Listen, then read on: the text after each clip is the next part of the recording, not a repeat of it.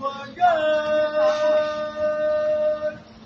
Patuloy ang aking pagganap, wala akong kasiyahan. Maghahapon ka lang sa ganyan. Ibig malaman, ang sagot ay hindi ko alam. Sa banal na kasulatan, totoo ay nalaman. Yes na aking kaibigan, wala ang kailangan. Yan po ang ating bagong baliw.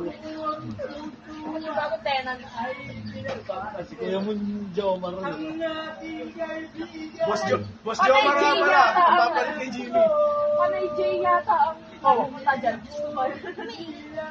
Papi, tali mo. Nangit na pangalan, yes ko na tagwa.